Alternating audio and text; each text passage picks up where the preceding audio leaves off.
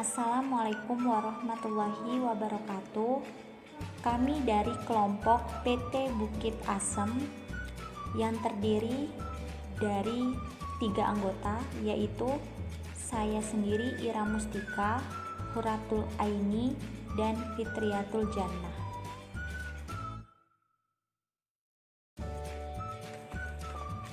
Di sini saya akan membahas tentang rasio likuiditas yang rumusnya rasio lancar dan rasio cepat. Rumus rasio lancar yaitu rasio lancar sama dengan aset lancar dibagi liabilitas lancar.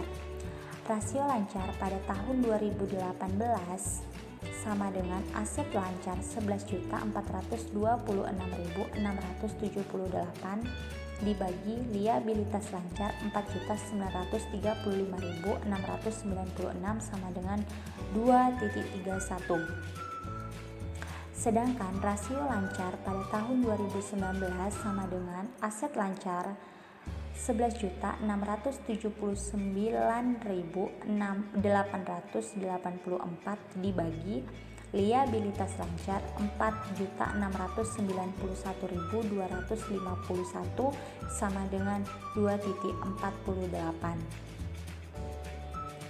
Nah, di sini sudah terdapat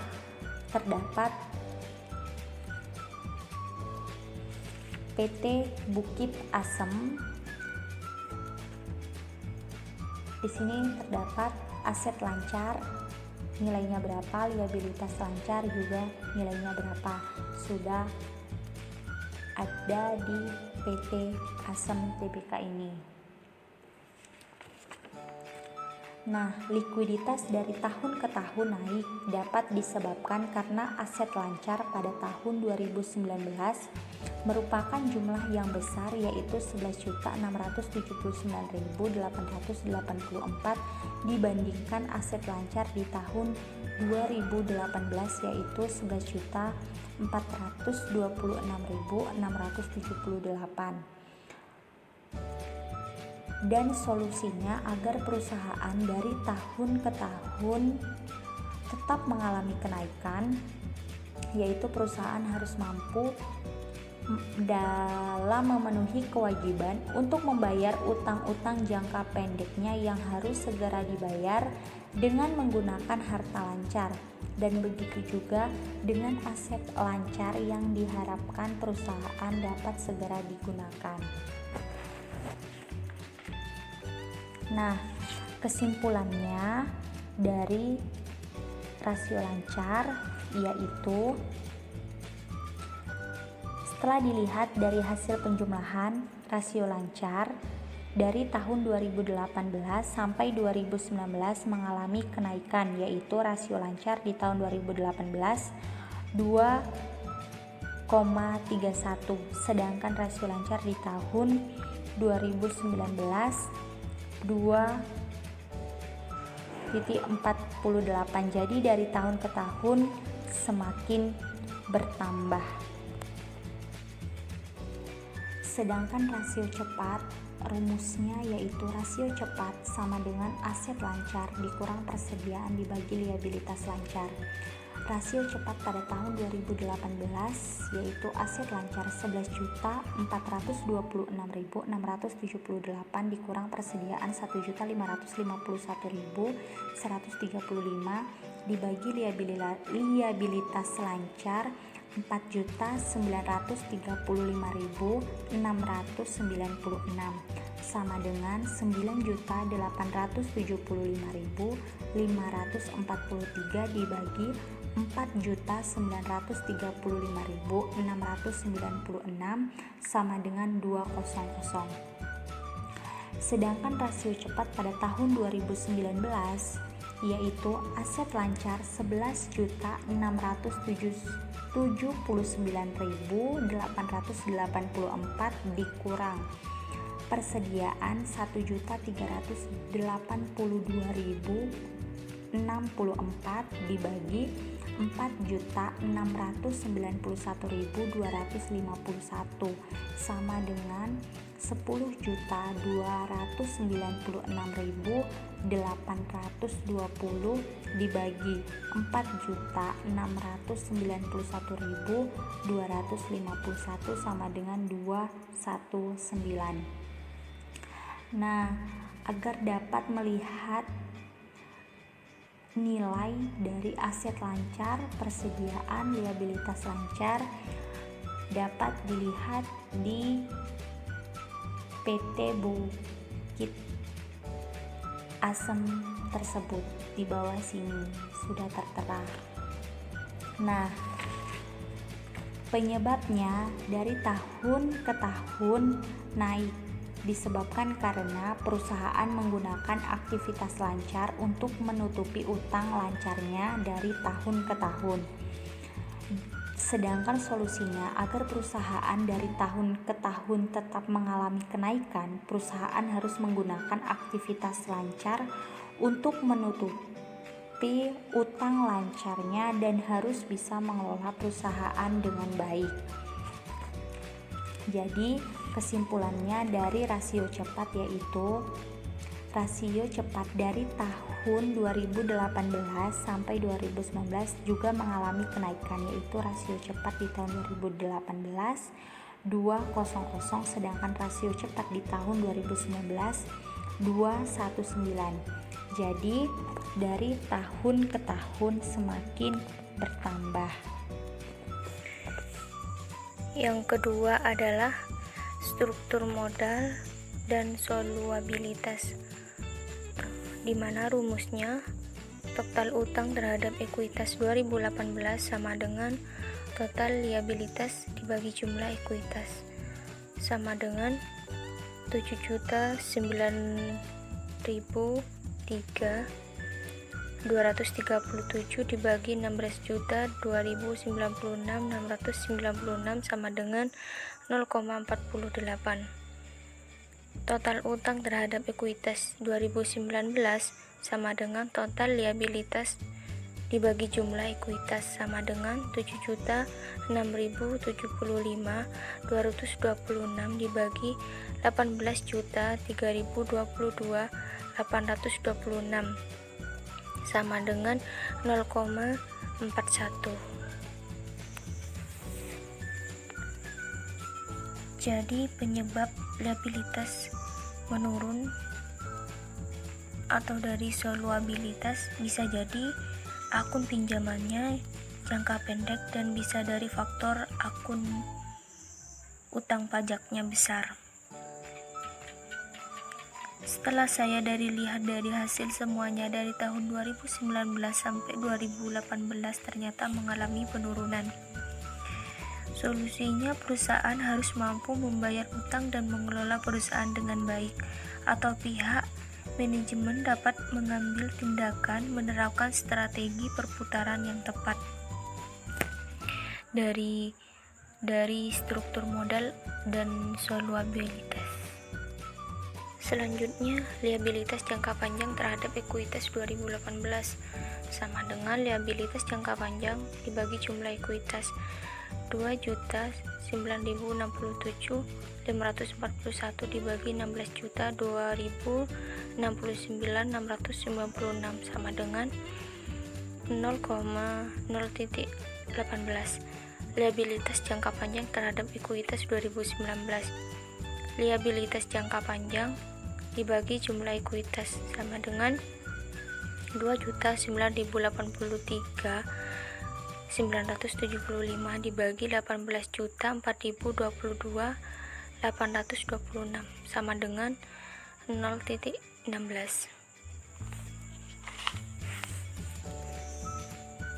Jadi setelah saya analisis dari liabilitas jangka panjang dari tahun 2019 sampai 2019 ini mengalami kenaikan. Kenaikan ini disebabkan oleh meningkatnya laba perseroan. Kesimpulannya, mengukur sampai seberapa jauh aset perseroan dibiayai oleh utang rasio sehingga tahun ke tahun semakin bertambah. Jadi buat perusahaan tersebut gimana caranya setiap tahunnya tetap seperti ini dan mendapatkan keuntungan atau laba dari tahun ke tahunnya tetap seperti hal tersebut.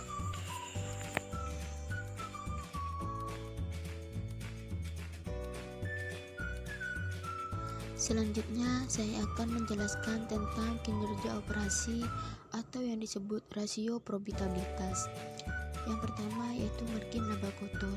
Margin laba kotor 2018 rumusnya yaitu laba kotor dibagi penjualan, di mana laba kotor 2018 sebesar Rp8.545.793 dan penjualan yaitu sebesar Rp21.166.993 dan hasil dari margin laba kotor 2018 yaitu sebesar 0,40. Selanjutnya margin laba kotor 2019 di mana rumusnya yaitu laba kotor dibagi penjualan. Laba kotor 2019 sebesar Rp7.661.540 dan penjualan sebesar Rp21.787.564. Jadi margin laba kotor 2019 yaitu sebesar 0,34. Penyebab mengapa margin laba kotor mengalami penurunan yaitu disebabkan oleh beban pokok pendapatan atau yang disebut dengan beban pokok penjualan yang semakin tahun mengalami kenaikan, sedangkan pendapatan tetap. Jadi penyebabnya yaitu beban pokok pendapatan. Solusinya yaitu supaya margin laba kotor tetap bagus atau mengalami kenaikan, maka perusahaan juga harus menseimbangkan beban pokok penjualan. Karena untuk mendapatkan laba bersih, rumusnya yaitu pendapatan dikurangi beban pokok pendapatan. Jika pendapatan tetap dari tahun ke tahun, maka beban pokok harus tetap dari tahun ke tahun.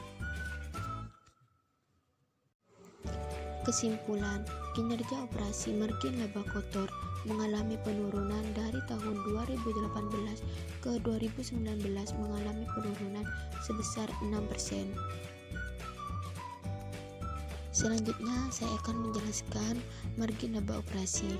Margin laba operasi 2018 rumusnya adalah laba operasi dibagi penjualan, di mana laba operasi 2018 sebesar Rp6.224.069 dan penjualan sebesar Rp21.066.993. Jadi margin laba operasi 2018 sebesar 0,29, sedangkan margin laba operasi 2019 sebesar 0,23. 0,23 didapatkan dari laba operasi 2019 dan penjualan 2019, di mana laba operasinya adalah Rp5.040.355 dan penjualan sebesar Rp21.787.564. Penyebab margin laba operasi dari tahun ke tahun mengalami penurunan disebabkan oleh biaya, di mana di situ biaya-biaya dari tahun 2018-2019 mengalami kenaikan, sedangkan penjualannya tetap, cuman beda sedikit tetapi tetap 21 juta, sehingga juga mempengaruhi laba operasi. Solusi supaya laba operasi tidak mengalami penurunan. Jika penjualan atau pendapatan tetap, maka biaya-biaya yang dikeluarkan harus juga tetap. Kesimpulan, margin laba operasi 2018-2019 mengalami penurunan sebesar 6%. Sedangkan analisis pemanfaatan aktiva atau aktivitas rumusnya yaitu perputaran kas dan perputaran piutang. Rumus perputaran kas sama dengan penjualan dibagi rata-rata kas. perputaran kas pada tahun 2018 yaitu 21.166.993 dibagi 6.301.163 ditambah 4.756.081 dibagi 2 sama dengan 21.166.993 dibagi 8.679.563 sama dengan 2,43. Sedangkan perputaran kas pada tahun 2019 yaitu 21.387.564 dibagi 6.301.163 ditambah 4.756.081 dibagi 2 sama dengan 21.787.564 dibagi 8.679.563 sama dengan 2,51. Nah, di sini di bawah sudah tertera PT. Jika ingin melihat nilai penjualan dan rata-rata kas bisa dilihat di PT tersebut. Penyebab perputaran kas dari tahun ke tahun naik dapat disebabkan karena kemampuan kas perusahaan untuk menghasilkan pendapatan sehingga dapat dilihat berapa kali uang kas berputar dalam satu periode. Dan solusinya agar perusahaan dari tahun ke tahun tetap mengalami kenaikan yaitu perusahaan harus tetap mengontrol kas perusahaan atau kemampuan kas perusahaan untuk menghasilkan pendapatan sehingga dapat dilihat berapa kali uang kas berputar dalam satu periode dan harus bisa mengelola perusahaan dengan baik. Kesimpulannya yaitu setelah dilihat dari hasil penjumlahan perputaran kas dari tahun 2018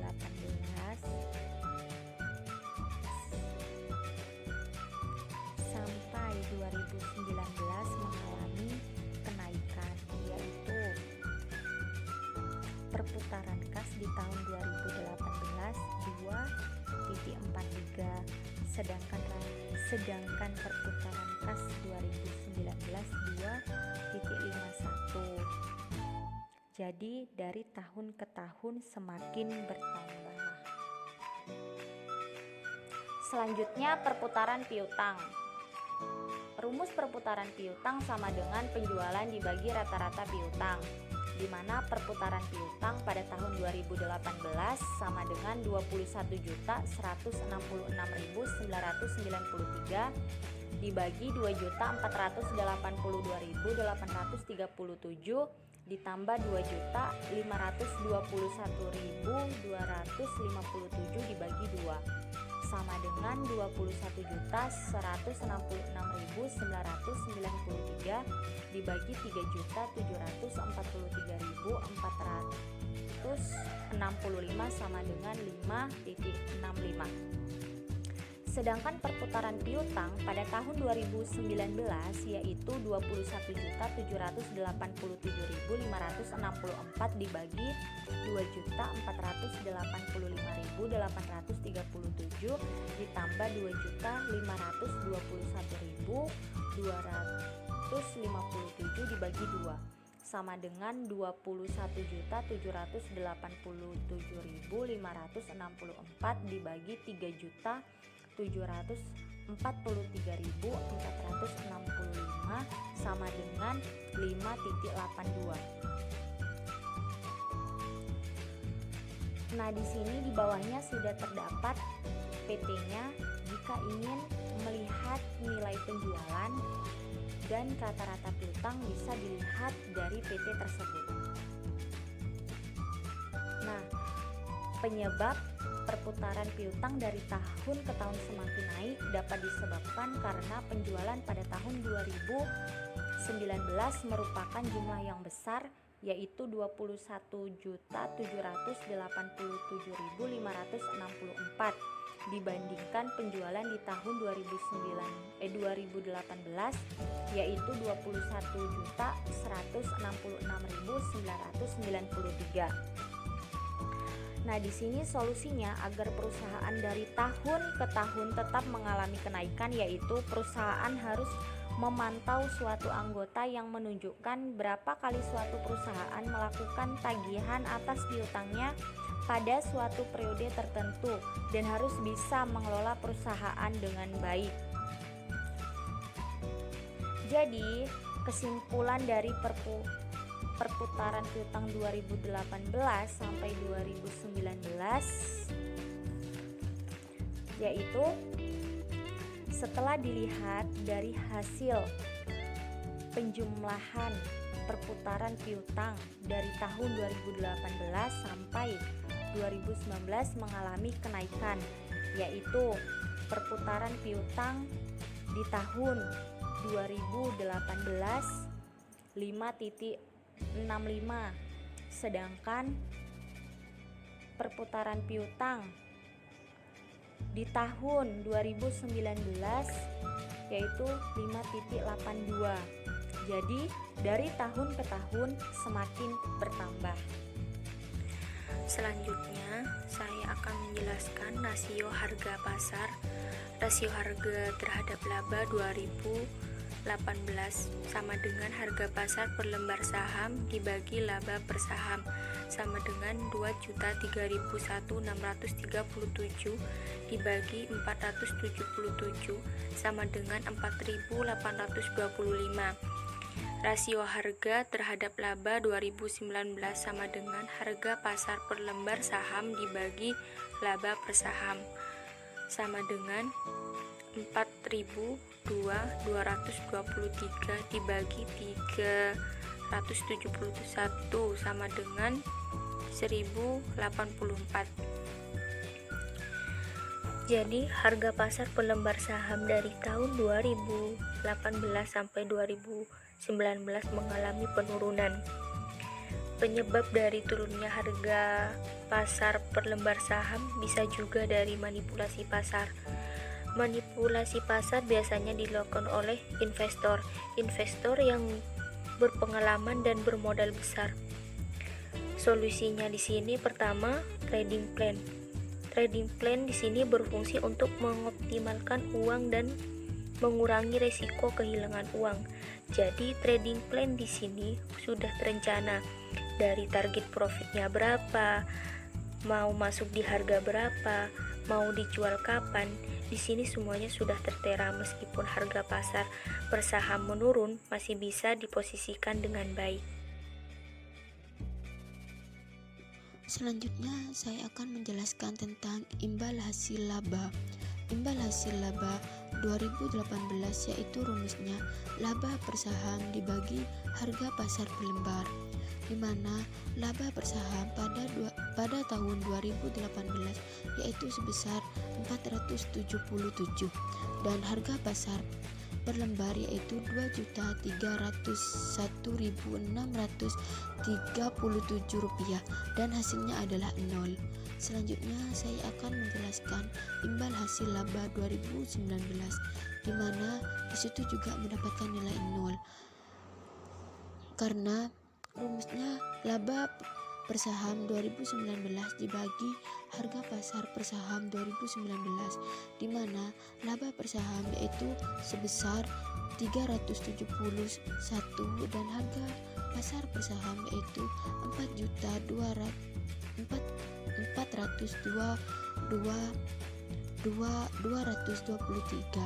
dan hasilnya adalah tetap 0. Penyebab mengapa imbal hasil laba yaitu mengalami 0. Imbal hasil laba 2018 dan 2019 sama-sama memperoleh 0 karena laba per saham lebih tinggi dibandingkan harga pasar per lembar. Solusi supaya tidak mengalami 0. Supaya imbal hasil laba dari tahun ke tahun atau dari tahun 2018-2019 dapat meningkat atau terus meningkat. Kita harus meningkatkan laba per saham. Akan tetapi, itu tidak baik untuk perusahaan karena semakin tinggi imbal hasil yang didapatkan, maka semakin tinggi pula risiko yang didapatkan perusahaan. Kesimpulan, imbal hasil laba 2018-2019 mengalami penetapan yaitu 0, sama-sama tidak mengalami penurunan dan juga tidak mengalami kenaikan. Sekian presentasi dari kelompok kami. Jika ada kekurangan atau kesalahan, kami minta maaf. Dari saya, wassalamualaikum.